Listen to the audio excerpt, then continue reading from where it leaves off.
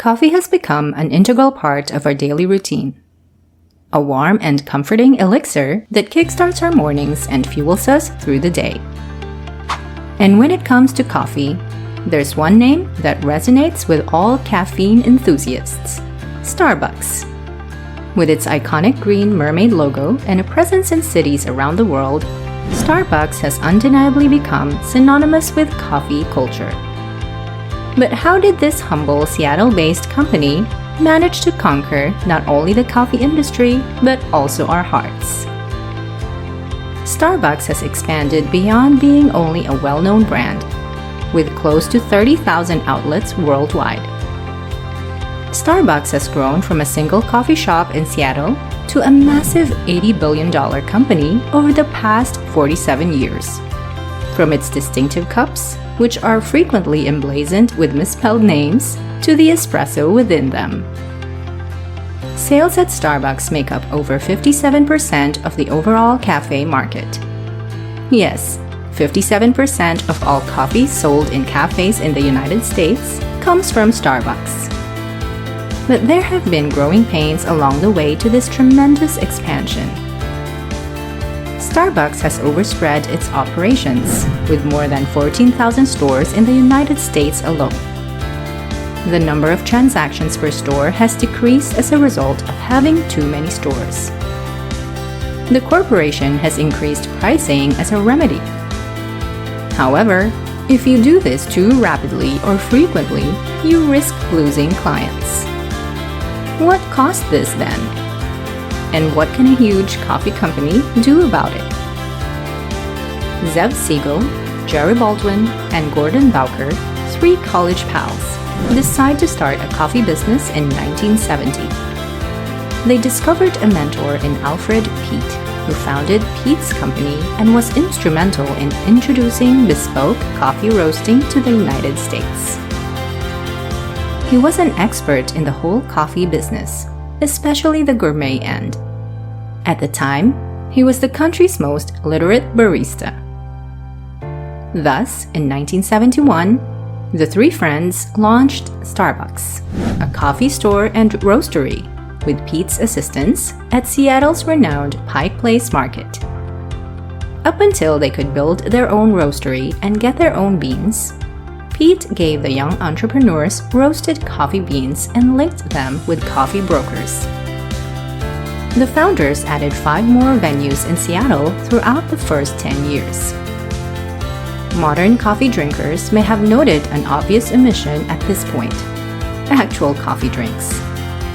The problem with the 1970s coffee culture was that it didn't really exist outside of the home.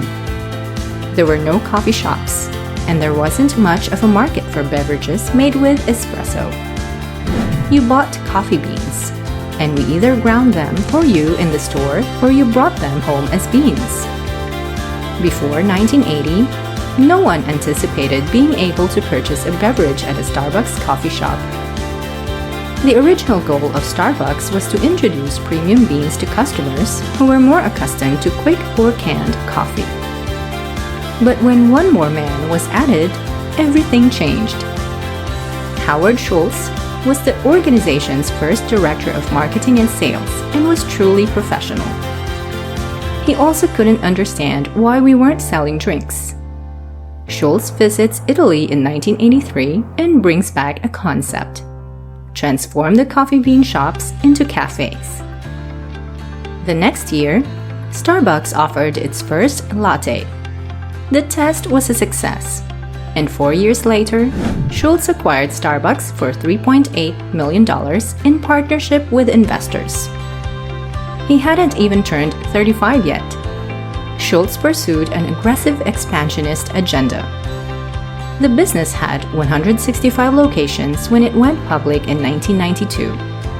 More than 1,000 sites had been established by 1996, including its first overseas cafes in Singapore and Japan. The rate of growth was so quick that Starbucks launched its 2000th branch in just 3 years. In 2000, Schultz changed his title from CEO to Executive Chairman. At that time, Starbucks had 3,500 locations spread across more than a dozen nations. Starbucks cafes increased from 3,500 to over 15,000 between 2000 and 2007, more than quadrupling their number. The corporation established 1,500 outlets on average per year during this time, including 2,500 in just 2007 alone. Sales jumped by $9.4 billion from $2 billion. These well-known paper-to-go cups were replacing kitchen mugs as more consumers did. But the financial meltdown of 2007 caused Starbucks to hit a brick wall. Due to consumers' reluctance to continue their expensive coffee addictions due to lack of money, the company's rapid expansion came to an abrupt halt that year, and its stock price fell by 50%. Starbucks then reinstated Howard Schultz. Starbucks stock increased by 9% just on the strength of this announcement. Schultz stopped expanding and concentrated on the client experience. Around 6,700 baristas were fired, and more than 600 shops were closed by him in 2008 and another 300 in 2009. A month after his return, Schultz gave the order to shut down every Starbucks shop in the United States for one afternoon so that he could retrain more than 135,000 baristas on how to brew the company's renowned espresso. By transforming the locations into experiences rather than just a place to grab a cup of coffee quickly, Schultz hoped to remind customers of what they loved about the brand.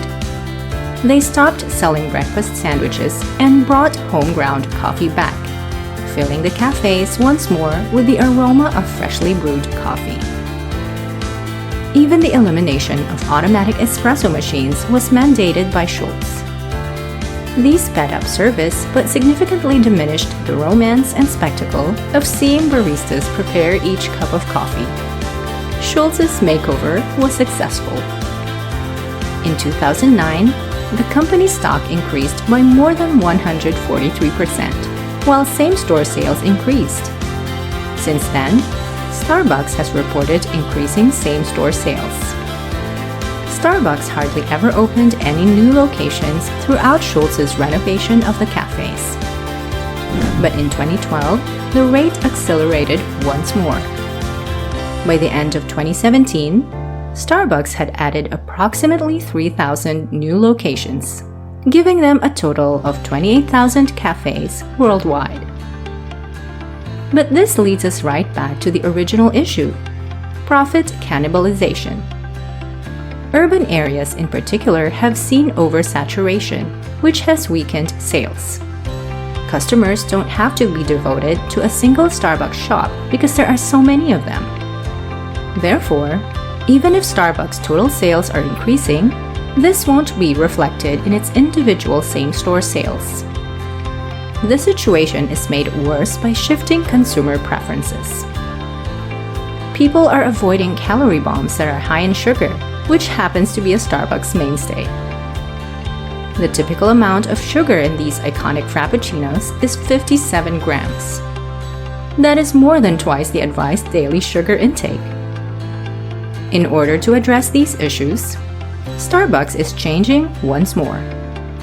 The business declared that 150 outlets would close in 2019. For a huge corporation like Starbucks, that might seem like a drop in the bucket, but it's 3 times the number of locations it typically shutters annually. The corporation will continue to open new locations, but future expansion will be more targeted. Additionally, drinks with whipped cream on top are losing popularity. Instead, the company is promoting lighter beverages, like its fruity refreshers and cold brew. By the middle of 2019, the company also intends to introduce delivery to a fourth of its company-owned locations.